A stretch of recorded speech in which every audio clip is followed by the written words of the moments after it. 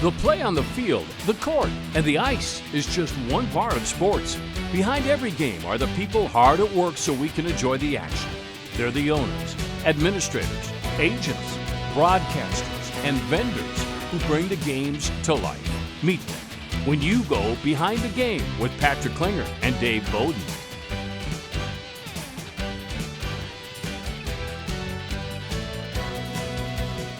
Welcome to Behind the Game. I'm Patrick Klinger, president of Agile Marketing Partners. Alongside me, a man who was once voted Sixth Man of the Year by his three-man basketball team, Dave the Franchise Bowden. Dave, always great to see you. And Thank you, Patrick. Before you get started, in the 7-year history of Behind the Game, we have never had the same guest twice, but that changes today. And what fortuitous timing it is. It is great timing, Patrick. Thank you, and thanks for the kind words about my basketball career. I was a shooter, not a jumper, so I believe that. I was the third best. So with that, I do want to introduce our guest. It is great timing. We're honored to have LaVelle E Neal joining us here today. LaVelle, probably everybody watching knows, but LaVelle was named columnist at the Star Tribune in 2021 after 23 years of covering sports for the Star Tribune, especially covering the Twins as a beat writer for many years. Longtime member of Baseball Writers Association of America, including a role as first black president in that history, in that historic group. First journalist of color, in fact, to write a regular sports column for the Star Tribune in its 154-year history. Also been honored by Negro League's Baseball Museum with a prestigious Sam Lacey Award for Best Baseball Writer of the Year. So a lot of accolades, a lot in your background. Frequent contributor to local radio, television, podcasts. You can hear LaVelle a lot. And well-known cigar aficionado as well, I think we've learned. And last but not least, but I want to mention, most recently, author of a new book called The Franchise, Minnesota Twins. So a newly published author, so congratulations for that. And LaVelle, welcome to the show.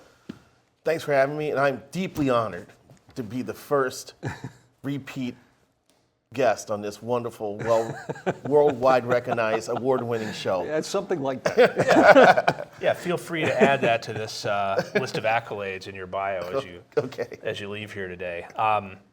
So we will spend a lot of time talking about the Twins, obviously some big news, your background with the Twins. Love to hear some of your stories and more about the Twins. But we'll take just a brief detour to start off from something kind of topical. You had written in a column a couple days ago that you provided your reasons why you thought the Lynx would win the WNBA title. And I think we saw last night that possibly you were right on target with that. A game it appeared they should have lost, and they won in kind of miracle fashion. One of the best basketball games I think you'd see, NBA, WNBA, college, whatever. I mean, it was a fantastic game, especially fourth quarter and then overtime. So did you have a chance to see that? What were your thoughts about that game and just the quality of the play, the excitement, and the WNBA in general? With so much has happened with that league over the last year. What are your thoughts there? Yeah, well, I was actually at the WOW game because I wanted to see if they actually had fixed their penalty killing unit. And so I was checking the Lynx score during the game, and they were down by 13 in the first half. I was like, oh, that's not good. And then I noticed that they had cut the lead to 8 in the third quarter, and it was about the second half of the second period of the WOW game, which I said, I'm getting out of here. I'm going to go find a TV to watch the Lynx. So, and I had no idea that I'd fallen behind by as much as 18 when I left to go find a television. But I was able to catch a good chunk of the fourth quarter and all of overtime. So everything I saw and everything I read about this morning about that game, those qualities, they showed all the qualities why I think they can win the title. They are such a connected team. They're unselfish. They play off each other very well. If Nafisa Collier, who's probably the second best player in the league, if she has a one-on-one opportunity, she's getting the ball. But if she doesn't, she's moving the ball around. She's moving out the ball. They block shots. Courtney Williams, who had the great 4-point play, she's as emerged as their second best player, I think. And they have the other three starters, Bridget Carlton and Kayla McBride and Alana Smith. They all take turns stepping up in big spots. You saw McBride with 21 points in that game. So this is what I saw from the Lynx during the regular season and in the postseason. Just their 5-person team ball concept. They trust each other. They believe in each other. They have everything going for them in terms of chemistry and determination and fighting spirit. And they needed all that to come back from 18 down on the road and punch the New York Liberty in the face. And now New York's got to be thinking, we've lost 3 out of 4 games to the Lynx this year. We've lost 3 times at home to the Lynx this year. Now it's going to be playing on our minds going into the game, too. Yeah, Cheryl Reeve has done a remarkable job. Maybe her best job. Yeah, I think so. Big news came out of One Twins Way yesterday. No kidding. I was just selling in for a regular day. I was actually supposed to write a column off the Wild game. That was my plan for the day, and all of a sudden my editor, I got busy doing domestic stuff, and so I missed the initial release. And my editor was like, we need to talk about the Twins story right now. I said, what Twins story? I'm looking up. What? I went down, my eyes popped out, the bulging eyes emoji here. What is going on? They actually put the team up for sale? Oh my goodness. Totally came out of the blue, had no idea, no inkling, no warnings about this was happening. It seemed like the Twins are always going to be owned by the Pohlades. It's been 40 years since Carl purchased the team. Joe Pohlad just stepped into the executive chair a couple years ago. It looked like he was in line to run the team for another 25, 30 years, So you're going to have like 70 years of Pohlad ownership of the Twins. And that's what we're led to believe, and that we believe that the family was for owning baseball and trying to put a winner on the field, even though you can argue that they had opportunities to strengthen the roster through the years. They have whiffed on those opportunities. But the fact that they've spent several months debating this was very interesting to find out. And apparently they came to the decision before the regular season ended that they were going to do this. So I said, that's why they're not raising payroll next year. That's probably one of the reasons. It evokes different emotions.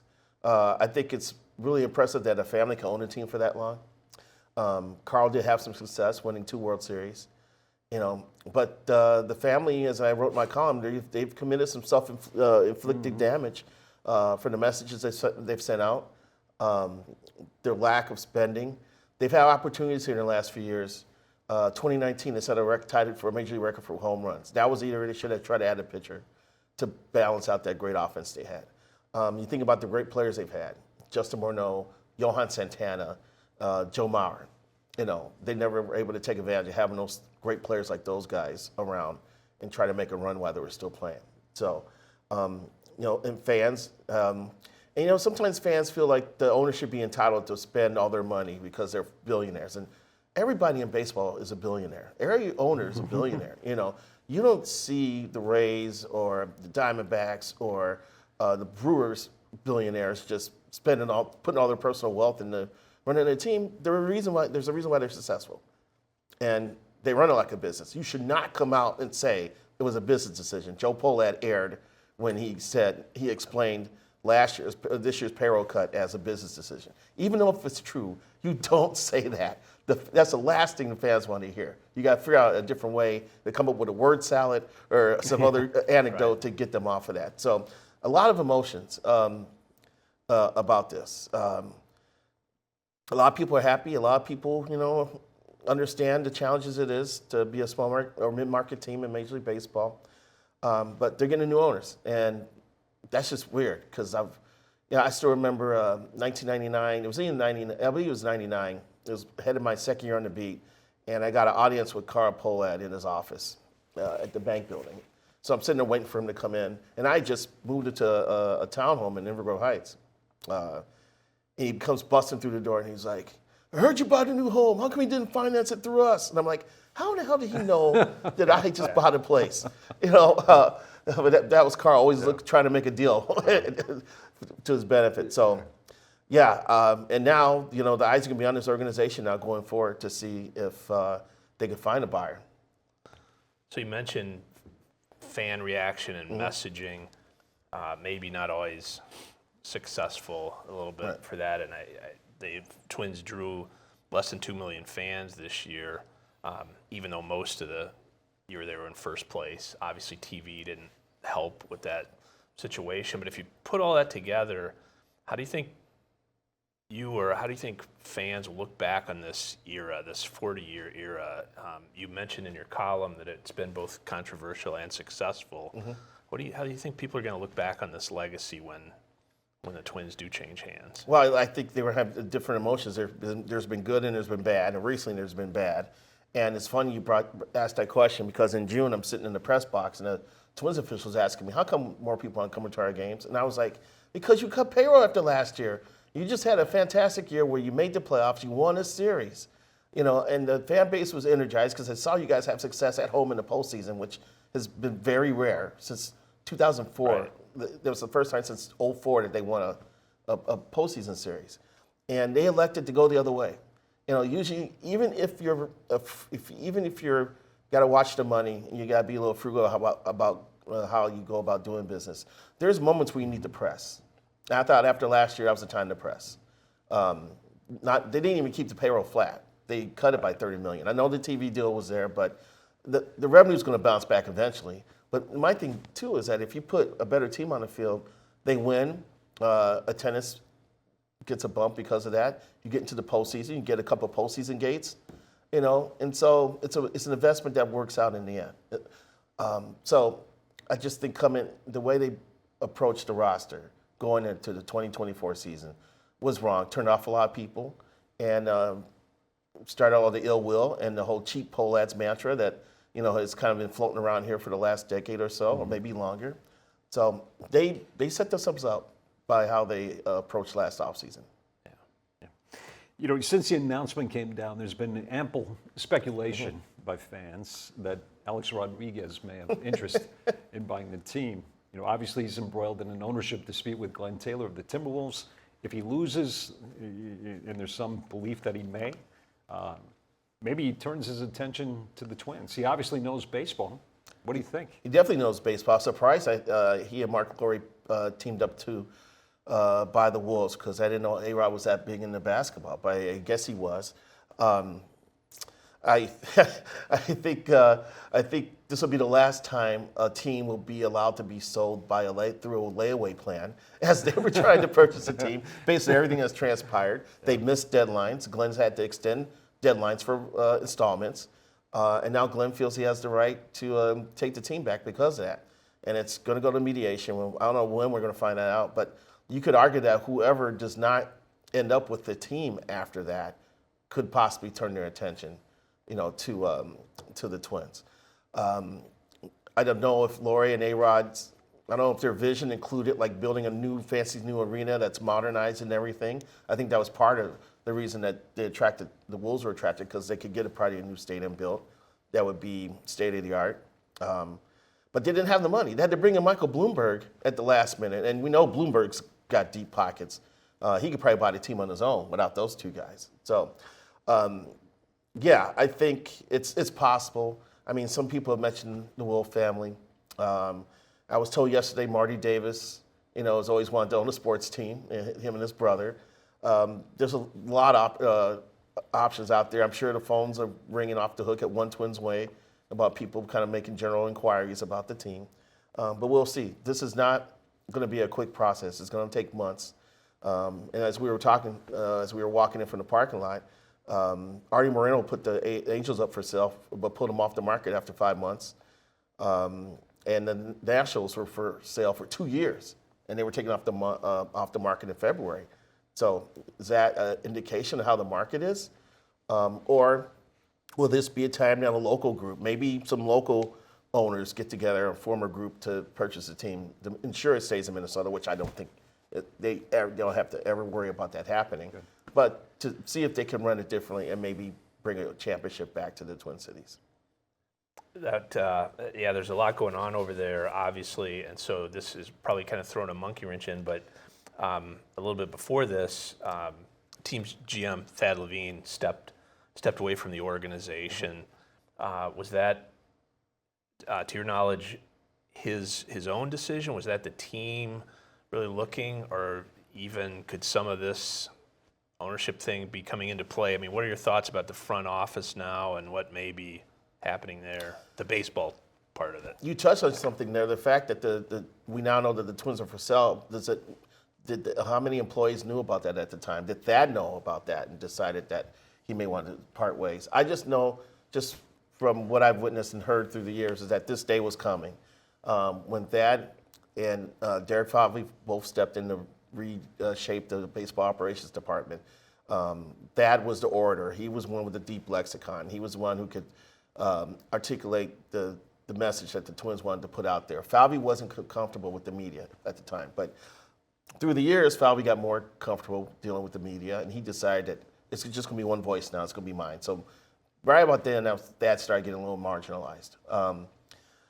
I think he was happy here. I think he's still happy here because he had opportunities to go to Boston. He had opportunities to go to the Mets. He turned down the interview with the Phillies, a couple other teams. So he's highly regarded in the baseball circle. So he won't have problems landing on his feet. He may end up outside of baseball. I think he's happy here, and I think his children are happy going to school here, and I think he may be looking to do something where he could stay here and work out of Minneapolis. So that would mean he probably would not be an executive with a baseball team.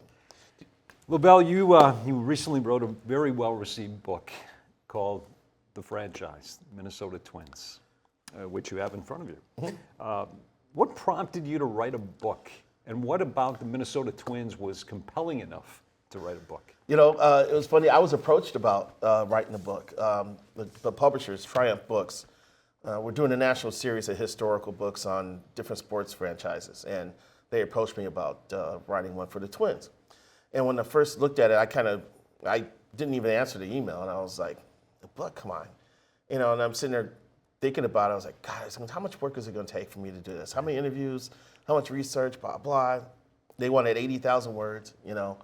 And I'm sitting there, how can I write 80,000 words, you know? And the more I thought about it, I was like, you may never get another chance to write a book. You know, you may have to just go through all the late nights and the interviews and the research efforts and just put together a book, and you'll always have a book. You know, it may be a pain in the keister to put together, but in the end, you'll have a book. So I agreed to write it. I started working on it in March, and I had Chris Carr was a sports editor at the time, and he was very, very helpful with me, giving me time off to work on the book. I mean, I used up all my time off, plus he gave me like another week or two when I was trying to get things done. I borrowed a couple of friends' cabins to go up for like weeks at a time to write the book, almost becoming like a murder mystery of my own. Being involved in my own murder mystery, a man goes to a cabin to write a book, right. And weird things happen. But it ended up being a very interesting project. I was intrigued by a lot of things as I was researching the book. I didn't realize how far back I don't want to say hatred, but the big brother, little brother syndrome that Minneapolis and St. Paul was going on. I was reading about the 1900 census, and there was both sides wanted to prove that they had more people, you know. So it was this big thing. They're trying to get the census for everybody possible in their cities. But they were suspicious of each other cooking the books. And there was one night where St. Paul officials actually broke into a Minneapolis hotel and caught numerators who were pumping up the numbers, arrested them, and took them on the trolley and took them to St. Paul for prosecution. Oh. This is for the 1900 census. It goes back all the way then, you know. And it really came out when the push for Major League Baseball to be brought here started, and when he put together a committee to try to get the Metropolitan Stadium built. You know, because Minneapolis wanted it, St. Paul wanted it. The Midway area was like something that was kind of agreed upon, but they're having problems with land acquisition or something like that. And then the mayor of Bloomington said, hey, I got farmland out here that you can use for parking and build a stadium, blah, blah. And St. Paul officials didn't like that. They were fine with the Midway idea, but they didn't want to donate to a Bloomington project. So it kind of started there, you know, with the grass is already greener, big brother, little brother. Relationship between the two cities. So that was fascinating. And getting some stories from like the players and some of the people I spoke with. I had a great conversation with Andy McPhail talking about how he put together the 87 and 1991 teams. I did not realize how much Kent Herbeck hated to work out until I started reading about his habits when he was playing with the Twins. And he was truly a great player. You know, he could have probably played another 3 or 4 years if he didn't have the knee problems. Maybe if he went about preserving himself a little bit better. Great conversations with former managers, and Jim Cott was great. You know, spent an hour and a half with Dave St. Peter. More so than what I knew already. I just got a deeper understanding of Twins baseball. So, and plus things got a lot easier once I got into the 80s and the 90s and the time I was the beat writer. I got more like personal stories in there, you know, from my time on the beat. So I did a chapter on each of the managers. You know, I did a chapter on Billy Martin. I know he was here for 1 year, but it was a crazy year. That's Billy Martin. You know, right. So I did a story on each of the stadiums, did a story on the World Series teams, the St. Paul gang that are all in the Hall of Fame, and other great players like Oliva and Codd and Rod Carew. I did not know that Rod Carew was named after the doctor who delivered him. His mother was on a train in Panama trying to go to a good hospital to have the baby. She went into labor on the train, and there happened to be a doctor on board who helped deliver the baby, and the doctor's name was Rodney Cline, and that's how Rodney Cline Carew got his name. I did not know that. Interesting. Yeah. So have you? It's been out for a few months now. Have you gotten some good feedback on the book itself, and also have you heard from Twins players, ownership, leadership? What have you heard? Feedback. Two Twins officials have bought the book and read the book, and they liked it. So I was curious because I was curious how they're going to read. Because one thing that made the column I wrote about the Pohlads easier is because I did a whole chapter on Carl Pohlad in the book. So I went back through his history, and I had to be balanced, and I had to point out the good and the bad. I know Michael Kadari bought the book because he just wanted to look up the section in which I interviewed him for to make sure what I wrote was right. It's been good feedback so far. A couple of people like, well, I've read a lot of these stories. Like, yeah, but it's a history book. You're going to read these stories, right. So, and someone found a typo on page 135, and I was like, whatever, so many people could proofread it at once, But it's a really cool book, and you've got, and I was supposed to write 80,000 words. I think I called them 2 weeks before the deadline, and I said, well, I have 80,000 words written, but I'm not done. And they gave me another 2 weeks, and I ended up filing 93,000 words for the book. But so far, people have enjoyed it. Great. Kirby Puckett was arguably the most popular Twins player in history, certainly of his era, right? He was beloved throughout sports, first ballot Hall of Famer. But Kirby also had his demons. Certainly many of them were exposed after his playing career was over. He was known for his community work, but he also faced sexual assault charges and accusations of domestic abuse. How did you handle Kirby's story in the book? That was a little bit of a challenge, and I had conversations with my editor about it because I had to print the truth. If it happened, it happened, and that has to be represented in this book, And I did the research of the sexual harassment allegations and how his post-playing career wound out, and unfortunately, the way he left us, was not great. I think at the end, it came to the conclusion that a lot of people will just want to remember Kirby the player, and not think about what Kirby was as a person after his playing days were over. But both of those had to be addressed in the book. So I tried to keep a balance of that, but it wasn't easy. Going back and reading, police reports and things, it was just unfortunate. But it's the truth, and you can't just ignore the truth when you're writing a history book. Kirby was a great player. Yeah. Kirby may not have been as great of a human being as he was a player, but you had to write about Kirby. Did you cover him, or did you arrive? He was an executive by the time I got on the beat in 1998. So, and we were both from the South Side of Chicago. I think I grew up about 60 blocks south from him. He grew up in the Robert Taylor homes, which were the projects. So we tried to bond over the Chicago thing, and never quite. At that time, Kirby had his inner circle already established, and there was just a small group of people that knew the ins and outs with him and hung out with him all the time, and he could confide in. And we never got that deep in our relationship. So you have completed the book. It's out. It's popular. You probably had a few sleepless nights. at your cabin and things trying to get it done, and it was a lot of work when you're on multimedia and you've got your day job and everything else happening, but you've gone through it now. You've done it. Did it give you the bug a little bit? Do you think there might be another book in the future, whether it's sports or whether it's the mystery of the sports writer in his cabin up north? It depends on the subject. I keep thinking there's a book out there on St. Paul baseball. Just how they've been able to turn out so many great players. I actually drove. I got in my car. I started at Jack Morrison's boyhood home, then drove past Molitors, drove past Winfields, and stopped at Mowers. And it was right around 3.6 miles. And at 3.6 mile radius, you had 4 Hall of Famers. That's crazy to me. That is. And you had some other great players from there. You had Tony Stone, a female baseball player, who was legendary. So I think there's a history of St. Paul baseball that could be written, or maybe written again. There may be already a book out on that subject. But it's a testament to youth programs, dedicated coaches who love the game, and kids who just like playing ball all the time. I thought it was really interesting that Joe Mauer played in the same recreation center that Winfield and Molitor played at. Yeah, it's crazy. Mauer told me that Dave Winfield's brother Steve used to ref his youth basketball games. I just find that fascinating. I interviewed Mayor Melvin Carter for some of my Hall of Fame stuff, and Carter went to college and his daughter went to college on a Dave Winfield scholarship.